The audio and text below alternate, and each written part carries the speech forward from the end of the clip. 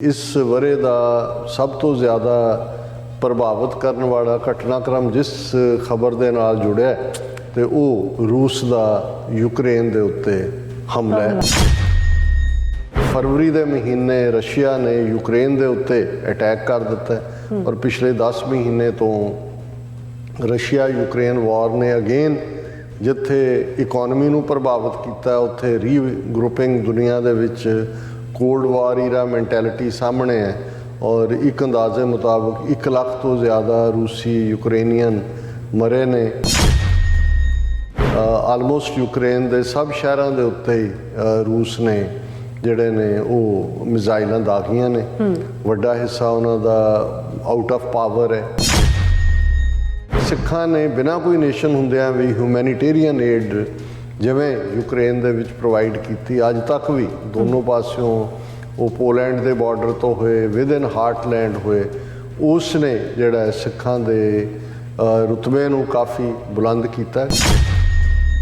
6 जनवरी का दिन है जिस दिन प्रेजिडेंट ट्रंप जिहड़े पावर सरेंडर करने के मूड च नहीं सी, इलैक्शन नूं जाली कह रहे सी, रिग्ड कह रहे सी। जिवें कैपिटल हिल ते गुंडियां दी भीड़ ने हमला किया अंदर जाके उसने एक बार दुनिया को भी हिला के रख दिता है। ईरान इक्को वेले रूस और अमरीका नूं सैंक्शनस के बावजूद उन्हां दा टाकरा करने वाला पर हिजाब का इशू इस अंदाज दे विच उत्थे जिहड़ा मॉरल पुलिस और मार कुटाई और एक बीबी का टॉर्चर च मारे जाना उहदे नतीजे के तौर पर इन्नी तेज़ी नाल उत्थे एजिटेशन है। पुलिस दीयां फायरिंग्स भी 500 के करीब डैथ्स हो चुकियां ने।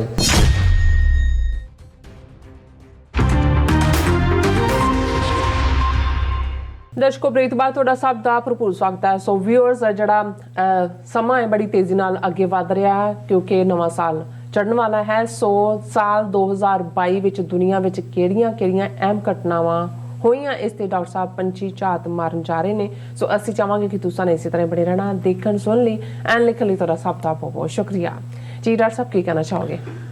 देखो सारी दुनिया ग्लोबल विलेज कहा जाता है। अच्छा एक ज़माना सी कि दुनिया के एक हिस्से च की हो रहा है दूसरे नूं तां पता भी नहीं सी कि कोई दुनिया का दूजा हिस्सा भी एग्जिस्ट करता है।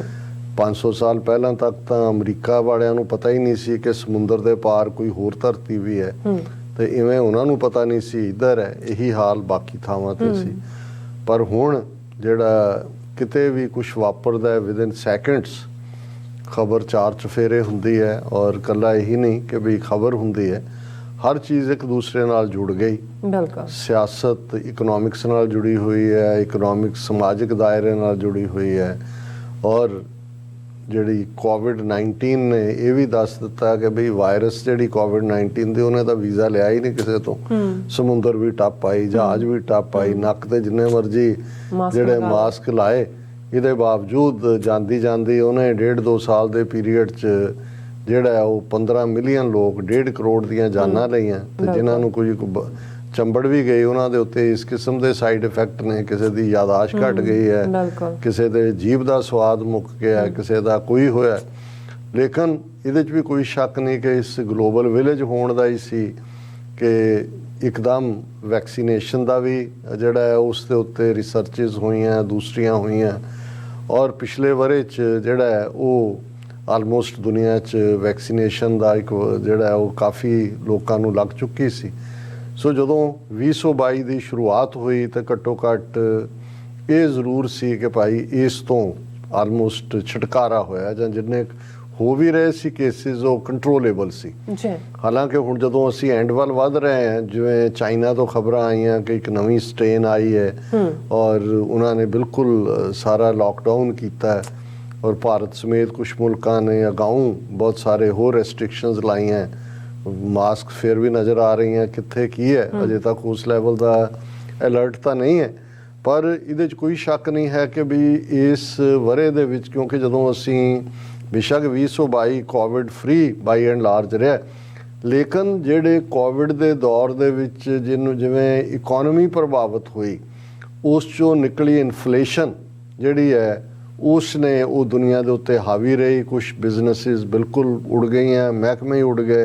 हुण जिवें ਸਾਡੇ ਆਪਣੇ ਵੀਰ ਭੈਣਾਂ ਟਰੱਕਿੰਗ ਇੰਡਸਟਰੀ 'ਚ ਨੇ ਜ਼ਿਆਦਾ, ਜਾਂ ਟੈਕਸੀਜ਼ ਔਰ ਦੂਸਰੇ ਟਰੱਕਿੰਗ ਦਾ ਬਹੁਤ ਬੁਰਾ ਹਾਲ ਹੈ, ਔਰ ਕਿਸ ਹੱਦ ਤੱਕ ਇਕਨੋਮੀ ਇਨਫਲੇਸ਼ਨ ਜਿਹੜੀ ਹੈ ਉਹ ਅਮਰੀਕਾ 'ਚ ਵੀ ਕਿਸ ਹੱਦ ਤੱਕ ਚਲੀ ਗਈ। ਸੋ ਇਹ ਸਾਰੀਆਂ ਚੀਜ਼ਾਂ ਨੇ ਪ੍ਰਭਾਵਿਤ ਕੀਤਾ। ਔਰ ਹਾਲਾਂਕਿ ਜਨਵਰੀ ਤੋਂ ਲੱਗਦਾ ਸੀ ਕਿ ਵੀ 2021 ਨੇ ਕਾਫੀ ਕੁਝ ਸੈਟਲ ਡਾਊਨ ਕਰ ਦਿੱਤਾ ਹੈ ਔਰ 2022 ਇਕਨੋਮਿਕਲੀ ਗੁੱਡ ਨਿਊਜ਼ ਹੋਣੀ ਚਾਹੀਦੀ ਹੈ, ਪਰ ਅਨਫੋਰਚੂਨੇਟਲੀ ਫਰਵਰੀ ਦੇ ਮਹੀਨੇ ਰਸ਼ੀਆ ਨੇ ਯੂਕਰੇਨ ਦੇ ਉੱਤੇ ਅਟੈਕ ਕਰ ਦਿੱਤਾ ਹੈ ਔਰ ਪਿਛਲੇ 10 ਮਹੀਨੇ ਤੋਂ ਰਸ਼ੀਆ ਯੂਕਰੇਨ ਵਾਰ ਨੇ ਅਗੇਨ ਜਿੱਥੇ ਇਕਨੋਮੀ ਨੂੰ ਪ੍ਰਭਾਵਿਤ ਕੀਤਾ, ਉੱਥੇ ਰੀਗਰੁਪਿੰਗ ਦੁਨੀਆ ਦੇ ਵਿੱਚ ਕੋਲਡ ਵਾਰ ਈਰਾ ਮੈਂਟੈਲਿਟੀ ਸਾਹਮਣੇ ਹੈ ਔਰ ਇੱਕ ਅੰਦਾਜ਼ੇ ਮੁਤਾਬਕ 1 ਲੱਖ ਤੋਂ ਜ਼ਿਆਦਾ ਰੂਸੀ ਯੂਕਰੇਨੀਅਨ ਮਰੇ ਨੇ ਔਰ ਚੱਲ ਰਿਹਾ ਹੈ। ਔਰ ਜਦੋਂ ਅਸੀਂ ਗੱਲ ਕਰ ਰਹੇ ਹਾਂ 2 ਦਿਨ ਪਹਿਲਾਂ ਆਲਮੋਸਟ ਯੂਕਰੇਨ ਦੇ ਸਭ ਸ਼ਹਿਰਾਂ ਦੇ ਉੱਤੇ ਹੀ ਰੂਸ ਨੇ ਜਿਹੜੇ ਨੇ ਉਹ ਮਿਜ਼ਾਈਲਾਂ ਦਾਗੀਆਂ ਨੇ। ਵੱਡਾ ਹਿੱਸਾ ਉਹਨਾਂ ਦਾ ਆਊਟ ਆਫ ਪਾਵਰ ਹੈ। ਸੋ ਜੇ ਇਸ ਵਰੇ ਦਾ ਸਭ ਤੋਂ ਜ਼ਿਆਦਾ ਪ੍ਰਭਾਵਿਤ ਕਰਨ ਵਾਲਾ ਘਟਨਾਕ੍ਰਮ ਜਿਸ ਖਬਰ ਦੇ ਨਾਲ ਜੁੜਿਆ ਤੇ ਉਹ ਰੂਸ ਦਾ ਯੂਕਰੇਨ ਦੇ ਉੱਤੇ ਹਮਲਾ ਹੈ ਔਰ ਇਹ ਇਨ ਬਿਟਵੀਨ ਨਿਊਕਲੀਅਰ ਥ੍ਰੈਟ ਤੱਕ ਵੀ ਪਹੁੰਚਿਆ ਹੈ, ਫਿਰ ਕਾਮ ਡਾਊਨ ਵੀ ਹੋਇਆ। ਸੋ ਇਸ ਸਾਰੇ ਦੇ ਚਲਦਿਆਂ ਜਿਹੜਾ ਅਸੀਂ ਦੇਖਦੇ ਹਾਂ ਕਿ ਬਹੁਤ ਵੱਡਾ ਹਿਊਮੈਨਿਟੇਰੀਅਨ ਕ੍ਰਾਈਸਿਸ ਵੀ ਇਸ ਚੋਂ ਪੈਦਾ ਹੋਇਆ ਔਰ ਉਹਦੇ 'ਚ ਕਿੰਨੇ ਲੋਕ ਜਿਹੜੇ ਨੇ ਉਹ ਯੂਕਰੇਨ ਚੋਂ ਨਿਕਲੇ, ਕਿੰਨੇ ਇੰਟਰਨਲੀ ਡਿਸਪਲੇਸਡ ਨੇ ਔਰ ਕਿਸ ਲੈਵਲ ਦਾ ਮੈਗਨੀਚਿਊਡ ਹੋਏਗਾ ਹਿਊਮੈਨਿਟੇਰੀਅਨ ਕ੍ਰਾਈਸਿਸ ਦਾ ਕਿ ਆਲਮੋਸਟ 22,000 ਇੰਡੀਅਨ ਸਟੂਡੈਂਟ ਜਿਨ੍ਹਾਂ 'ਚ ਬਹੁਤੇ ਮੈਡੀਕਲ ਸਟੱਡੀ ਲਈ ਸੀ ਉਹ ਫਸ ਗਏ ਸੀ ਅੱਡ-ਅੱਡ, ਕਿਵੇਂ ਨਿਕਲੇ ਕਿਵੇਂ ਕੱਢੇ। ਲੇਕਿਨ ਇਸ ਸਾਰੇ ਕ੍ਰਾਈਸਿਸ ਦੇ ਚਲਦਿਆਂ ਜੇ ਯੂਕਰੇਨ ਰਸ਼ੀਅਨ ਹਵਾਲੇ ਨਾਲ ਹੀ ਗੱਲ ਕਰੀਏ ਤੇ ਸਿੱਖ ਕੌਮ ਨੇ ਜਿੱਥੇ ਕੋਵਿਡ ਦੇ ਚਲਦਿਆਂ ਆਪਣੀ ਥਾਂ ਦੁਨੀਆ ਭਰ 'ਚ ਬਣਾਈ ਔਰ ਇਹੀ ਕਾਰਨ ਸੀ ਕਿ 5 ਮੁਲਕਾਂ ਦੇ ਹੈਡ ਆਫ ਸਟੇਟਸ ਨੇ ਇਸ ਵਰੇ 2022 ਦੇ ਖਾਲਸਾ ਸਾਜਨਾ ਦਿਵਸ ਮੌਕੇ ਸਿੱਖ ਕੌਮ ਨੂੰ ਮੁਬਾਰਕਬਾਦ ਦਿੱਤੀ ਸੀ। ਉਹਨਾਂ 'ਚ America, Canada, UK, Australia, New Zealand ਸ਼ਾਮਲ ਨੇ। ਉੱਥੇ ਇਸ ਕ੍ਰਾਈਸਿਸ ਦੇ ਵਿੱਚ ਵੀ ਰਸ਼ੀਆ ਯੂਕਰੇਨ ਕ੍ਰਾਈਸਿਸ ਜਿੱਥੇ ਇੰਡੀਆ ਜਿਹੜਾ ਉਹ ਕਾਫੀ ਬੇਨਕਾਬ ਹੋਇਆ ਕਿਉਂਕਿ ਉਹ ਐਗਰੈਸਰ ਰਸ਼ੀਆ ਦੇ ਨਾਲ ਖੜਾ ਹੈ, ਉੱਥੇ ਸਿੱਖਾਂ ਨੇ ਬਿਨਾਂ ਕੋਈ ਨੇਸ਼ਨ ਹੁੰਦਿਆਂ ਵੀ ਹਿਊਮੈਨਿਟੇਰੀਅਨ ਏਡ ਜਿਵੇਂ ਯੂਕਰੇਨ ਦੇ ਵਿੱਚ ਪ੍ਰੋਵਾਈਡ ਕੀਤੀ। ਅੱਜ ਤੱਕ ਵੀ ਦੋਨੋਂ ਪਾਸਿਓਂ ਉਹ ਪੋਲੈਂਡ ਦੇ ਬਾਰਡਰ ਤੋਂ ਹੋਏ, ਵਿਦਨ ਹਾਰਟਲੈਂਡ ਹੋਏ, ਉਸ ਨੇ ਜਿਹੜਾ ਸਿੱਖਾਂ ਦੇ ਰੁਤਬੇ ਨੂੰ ਕਾਫੀ ਬੁਲੰਦ ਕੀਤਾ ਕਿਉਂਕਿ ਜਦੋਂ ਅਸੀਂ ਪੰਛੀ ਝਾਤ ਮਾਰ ਰਹੇ ਹਾਂ ਤਾਂ ਫਿਰ ਅਸੀਂ ਸਿੱਖ ਪਰਸਪੈਕਟਿਵ ਦੀ ਗੱਲ ਵੀ ਉਸ ਦੇ ਨਾਲ ਕਰਦੇ ਔਰ ਇਸ ਸਾਰੇ 'ਚ ਕਿਉਂਕਿ ਆਲਰੇਡੀ ਟਰੰਪ ਐਡਮਿਨਿਸਟ੍ਰੇਸ਼ਨ ਦੇ ਹੀ ਲੈਗੇਸੀ ਜਿਹੜੀ ਚਾਈਨਾ ਨੂੰ ਟਾਰਗੇਟ ਕਰਨ ਦੀ ਸੀ, ਬਾਈਡਨ ਐਡਮਿਨਿਸਟ੍ਰੇਸ਼ਨ ਨੇ ਜਿਨ੍ਹਾਂ ਦਾ ਆਲਮੋਸਟ ਹੁਣ 1 ਸਾਲ ਮੁਕੰਮਲ ਹੋ ਗਿਆ ਉਹ ਜਾਰੀ ਰੱਖੀ ਔਰ ਅਮਰੀਕਾ ਚਾਈਨਾ ਟੈਂਸ਼ਨ ਉਹਦੇ 'ਚੋਂ ਕੁਆਡ ਤਾਂ ਪਹਿਲਾਂ ਦਾ ਸੀ, ਫਿਰ ਉਹਦੇ 'ਚੋਂ ਬਾਈਡਨ ਐਡਮਿਨਿਸਟ੍ਰੇਸ਼ਨ ਨੇ ਆਕਸ ਬਣਾਇਆ, ਆਸਟ੍ਰੇਲੀਆ, ਯੂਕੇ, ਅਮਰੀਕਾ ਔਰ ਨੈਂਸੀ ਪਲੋਸੀ ਜਿਹੜੀ ਹੈ ਉਹਨੇ to show the red cloth to the bull ਉਹ ਤਾਈਵਾਨ ਦੇ ਦੌਰੇ ਤੇ ਚੜ੍ਹ ਪਈ। ਚਾਈਨਾ ਨੇ ਵੀ ਵਾਪਸ ਜਹਾਜ਼ ਚਾੜੇ ਲੇਕਿਨ ਉਹ ਡਾਈ ਡਾਊਨ ਹੋਇਆ। ਪਰ ਇਸ ਸਾਰੇ 'ਚ ਕਿਉਂਕਿ ਇੱਕੋ ਵੇਲੇ ਅਮਰੀਕਾ ਦਾ ਚਾਈਨਾ ਨੂੰ ਪੋਕ ਕਰਨਾ ਔਰ ਦੂਸਰੇ ਪਾਸੇ ਰਸ਼ੀਆ ਯੂਕਰੇਨ, ਇਸ ਨੇ ਰਸ਼ੀਆ ਔਰ ਚਾਈਨਾ ਨੂੰ ਹੋਰ ਵੀ ਇੱਕ ਦੂਸਰੇ ਦੇ ਕਰੀਬ ਲਿਆਂਦਾ, ਉਹਨਾਂ ਦੀਆਂ ਜੁਆਇੰਟ ਐਕਸਰਸਾਈਜ਼ਸ ਵੀ ਔਰ ਦੂਸਰਾ ਵੀ। ਸੋ ਇਹ ਜਦੋਂ ਅਸੀਂ ਗਲੋਬਲ ਲੈਵਲ ਦੇ ਉੱਤੇ ਦੇਖਦੇ ਹਾਂ ਤੇ ਇਹ ਚੇਂਜਸ ਜਿਹੜੀਆਂ ਨੇ ਇਹ ਕਾਫੀ ਪ੍ਰਭਾਵਿਤ ਕਰਨ ਵਾਲੀਆਂ ਨੇ। ਹਾਲਾਂ ਇਹਦੇ 'ਚ ਮੈਂ ਚਲਦੇ ਜੇ ਅਮਰੀਕਾ ਦੇ ਹਵਾਲੇ ਨਾਲ ਗੱਲ ਕਰਾਂ ਕਿ ਅਮਰੀਕਾ ਦੀ ਹਿਸਟਰੀ ਦਾ ਇੱਕ ਕਾਲਾ ਧੱਬਾ 6 ਜਨਵਰੀ ਦਾ ਦਿਨ ਹੈ ਜਿਸ ਦਿਨ ਪ੍ਰੈਜ਼ੀਡੈਂਟ ਟਰੰਪ ਜਿਹੜੇ ਪਾਵਰ ਸਰੈਂਡਰ ਕਰਨ ਦੇ ਮੂਡ 'ਚ ਨਹੀਂ ਸੀ, ਇਲੈਕਸ਼ਨ ਨੂੰ ਜਾਲੀ ਕਹਿ ਰਹੇ ਸੀ, ਰਿਗਡ ਕਹਿ ਰਹੇ ਸੀ।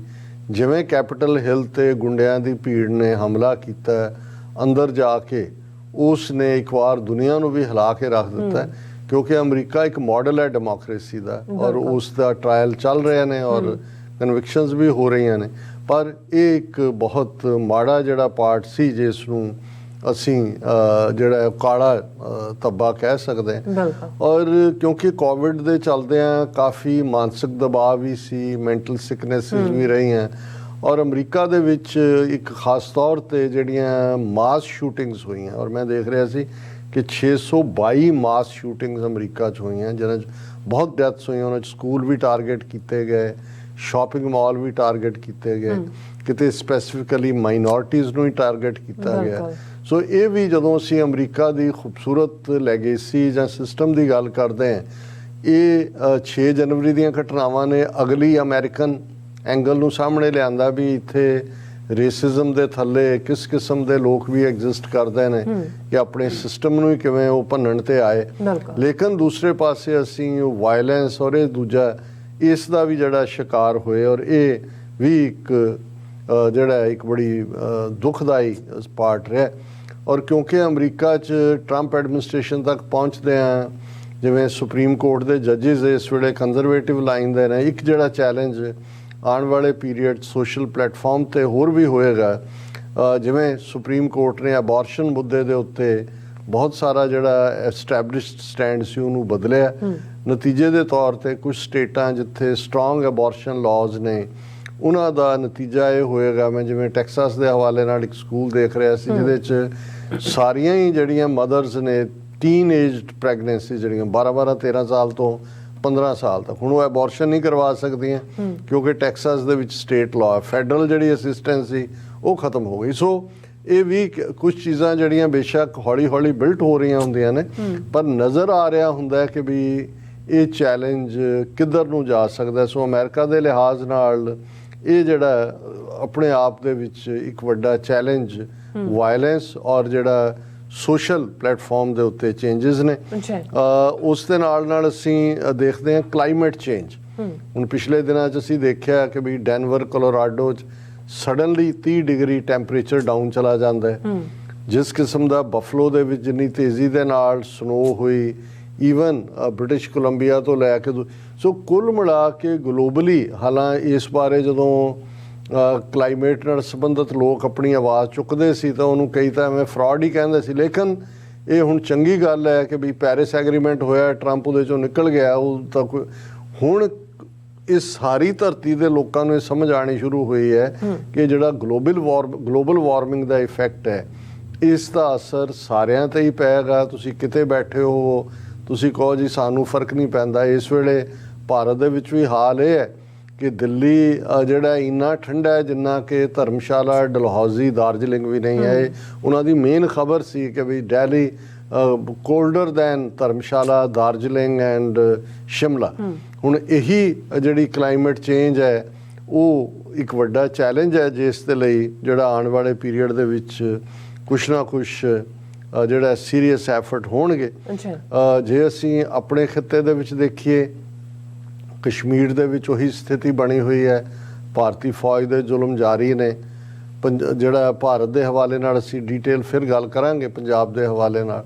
ਲੇਕਿਨ ਇਹ ਸਾਰੇ ਪੀਰੀਅਡ ਸ੍ਰੀਲੰਕਾ ਵਰਗਾ ਮੁਲਕ ਜਿਹੜਾ ਇਕਨੋਮਿਕਲੀ ਕਾਫੀ ਅੱਗੇ ਜਾ ਰਿਹਾ ਸੀ, ਉਹ ਸਡਨਲੀ ਜਿਹੜਾ ਹੈ ਉਸ ਦਾ ਕੁਛ ਇੱਕ ਦੋ ਗਲਤ ਨੀਤੀਆਂ ਦੀ ਬਦੌਲਤ ਉਹਨਾਂ ਦੀ ਇਕਨੋਮੀ ਦਾ ਕੋਲੈਪਸ ਹੋਇਆ, ਉਹ ਡਿਫਾਲਟਰ ਬਣੇ।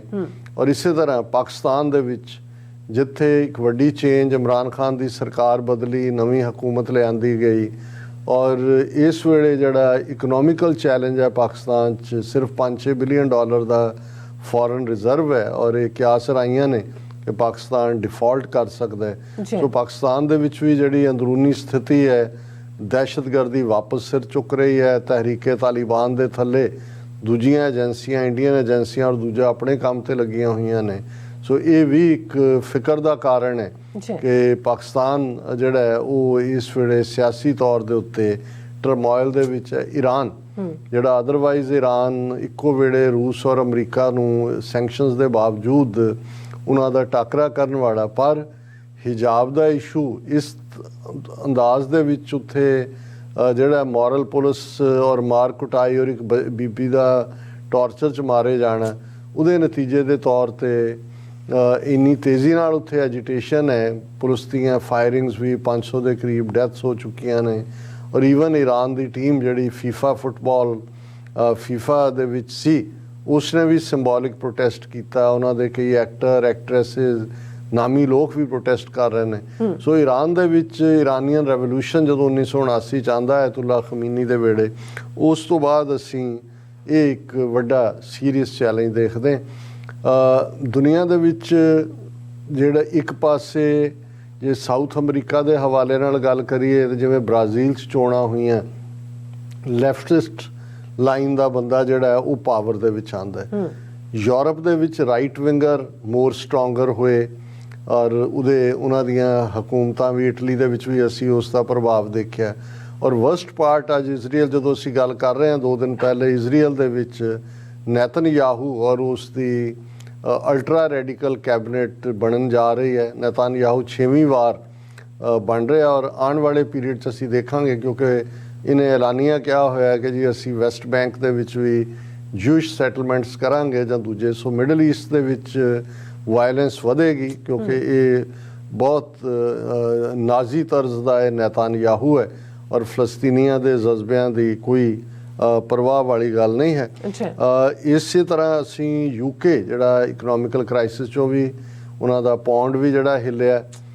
ਕੁਈਨ ਜਿਹਨੇ ਸਭ ਤੋਂ ਇੰਗਲੈਂਡ ਦੀ ਮੋਨਾਰਕੀ ਦੀ ਹਿਸਟਰੀ 'ਚ ਲਗਭਗ 70 ਸਾਲ ਬੀਬੀ ਨੇ ਰਾਜ ਕੀਤਾ ਔਰ ਇਹ ਜਿਹੜੀ ਇਸ ਤੋਂ ਪਹਿਲਾਂ ਜਿਹੜੇ ਆਲਮੋਸਟ 63 ਸਾਲ ਰਾਜ ਕੀਤਾ ਸੀ ਕੁਈਨ ਵਿਕਟੋਰੀਆ ਨੇ। ਇਹ ਬੜੀ ਗ੍ਰੇਸਫੁਲ ਕੁਈਨ ਸੀ ਔਰ ਉਸ ਦਾ ਬੜਾ ਸ਼ਾਨੋ ਸ਼ੌਕਤ ਦੇ ਨਾਲ ਹੀ ਉਸ ਦਾ ਜਨਾਜ਼ਾ ਉੱਠਿਆ। ਲੇਕਿਨ ਯੂਕੇ ਦੇ ਵਿੱਚ ਜਿਹੜੀ ਇਕਨੋਮੀ ਵੀ ਔਰ ਮੋਰਲ ਵੈਲਿਊਜ਼ ਵੀ, ਅਸੀਂ ਪਿਛਲੇ ਦਿਨਾਂ ਦੇ ਪ੍ਰੋਗਰਾਮ 'ਚ ਗੱਲ ਕੀਤੀ ਸੀ ਕਿ ਬਈ ਕਿਵੇਂ ਜਿਹੜਾ ਰਿਸ਼ੀ ਸੁਨਕ, ਇਹ ਵੀ ਇੱਕ ਪਹਿਲੀ ਵਾਰ ਹੈ ਕਿ ਕੋਈ ਨਾਨ ਵਾਈਟ, ਉਹ ਵੀ ਏਸ਼ੀਅਨ ਮੂਲ ਦਾ, ਉਹ ਵੀ ਪੰਜਾਬੀ ਮੂਲ ਦਾ ਪ੍ਰਾਈਮ ਮਿਨਿਸਟਰ ਬਣਿਆ ਔਰ ਉਹਨੇ ਆਪਣੇ ਐਮਪੀਜ਼ ਨੂੰ ਕਿਹਾ ਜਿਹੜੇ ਫੋਰਨ ਟ੍ਰਿਪ ਤੇ ਜਾਂਦੇ ਨੇ ਕਿ ਭਾਈ ਇਹ ਤੁਸੀਂ ਜਿਹੜੀ ਤੁਹਾਡੀ ਸੈਕਸ਼ੂਅਲ ਔਰ ਅਲਕੋਹਲਿਜ਼ਮ ਹੈ ਉਹ ਤੁਹਾਨੂੰ ਬਲੈਕਮੇਲ ਕਰਨ ਦਾ ਕਾਰਨ ਨੈਸ਼ਨਲ ਸਿਕਿਉਰਿਟੀ ਦੇ ਲਈ ਵੀ ਇਹ ਖਤਰਾ ਹੋ ਸਕਦਾ ਹੈ। ਸੋ ਇਹ ਜਿਹੜਾ ਆਪਣੇ ਆਪ ਦੇ ਵਿੱਚ ਯੂਕੇ ਦਾ ਵੀ ਡਾਊਨਫਾਲ ਹੈ। ਹਾਲਾਂ ਕੁਈਨ ਦੇ ਜਾਣ ਤੋਂ ਬਾਅਦ ਮਿਸਟਰ ਕਿੰਗ, ਮਿਸਟਰ ਨਹੀਂ ਕਹਿਣਾ ਉਹਨੂੰ, ਚਾਰਲਸ ਜਿਹੜਾ ਬੁੱਢੇ ਬਾਰੇ, ਉਹਨੂੰ ਵੀ ਰਾਜ ਕਰਨ ਦਾ ਮੌਕਾ ਮਿਲਿਆ। ਇੱਕ ਚੇਂਜ ਜਿਹੜੀ ਦੁਨੀਆ ਦੀ, ਜਦੋਂ ਅਸੀਂ ਗਲੋਬਲ ਹਵਾਲੇ ਨਾਲ ਗੱਲ ਕਰ ਰਹੇ ਹਾਂ ਕਿ ਹੁਣ 15 ਨਵੰਬਰ ਵਾਲੇ ਦਿਨ ਦੁਨੀਆ ਦੀ ਆਬਾਦੀ 8 ਬਿਲੀਅਨ ਹੋਈ ਔਰ ਇਹ ਜੇ ਅਸੀਂ ਦੇਖੀਏ ਕਿ ਪਿਛਲੇ ਆਲਮੋਸਟ 70 ਸਾਲ 'ਚ ਕਿੱਥੋਂ 2 ਬਿਲੀਅਨ ਤੋਂ ਕਿੱਥੇ ਤੱਕ ਪਹੁੰਚੀ, ਪਰ ਬਹੁਤਿਆਂ ਨੂੰ ਲੱਗਦਾ ਵੀ ਵੱਧਦੀ ਪਤਾ ਨਹੀਂ ਕਿੰਨੀ ਹੋਏਗੀ। ਅਸੀਂ ਜਿਹੜਾ ਗਰੋਥ ਰੇਟ ਹੈ ਉਹ ਕਾਫੀ ਯੂਰਪ 'ਚ ਘੱਟ ਹੈ, ਕਾਫੀ ਹੋਰ ਪਾਸੇ। ਇੰਡੀਆ ਨੇ ਸਾਰੇ ਸਭ ਤੋਂ ਜ਼ਿਆਦਾ ਰੋਲ ਅਦਾ ਕੀਤਾ ਹੈ ਕਿਉਂਕਿ ਉਹਨਾਂ ਨੇ ਲਗਭਗ 175 ਮਿਲੀਅਨ ਦੀ ਨਵੀਂ ਪੋਪੂਲੇਸ਼ਨ ਦਿੱਤੀ ਔਰ ਅਗਲੇ ਸਾਲ ਤੱਕ ਪਹੁੰਚਦੇ ਆ 2023 ਜਦੋਂ ਕ੍ਰਾਸ ਕਰੇਗਾ ਤੇ ਇੰਡੀਆ ਜਿਹੜਾ ਚੀਨ ਨੂੰ ਪਿੱਛੇ ਛੱਡ ਜਾਏਗਾ ਆਬਾਦੀ ਦੇ ਲਿਹਾਜ਼ ਨਾਲ। ਚੀਨ ਤੋਂ ਵੱਡਾ ਜਿਹੜਾ ਉਹ ਮੁਲਕ ਹੋਏਗਾ ਔਰ ਇਸ ਦੌਰ 'ਚ ਜਿਹੜੀਆਂ ਦੋ ਸ਼ਖਸੀਅਤਾਂ ਤੈਅ ਜ਼ਿੰਦਗੀ ਜਿਹੜੀਆਂ ਕਾਬਜ਼ ਹੋ ਕੇ ਬੈਠ ਗਈਆਂ, ਸ਼ੀ ਜਿਨਪਿੰਗ, ਉਹਨੇ ਜਦੋਂ ਤੱਕ ਉਹਦੀ ਜ਼ਿੰਦਗੀ ਹੈ ਉਹ ਚਾਈਨਾ ਦਾ ਪ੍ਰੈਜ਼ੀਡੈਂਟ ਰਹੇਗਾ ਔਰ ਪੁਤਿਨ ਨੇ ਵੀ ਲੰਬਾ ਵਕਤ ਰੱਖਿਆ ਹੋਇਆ।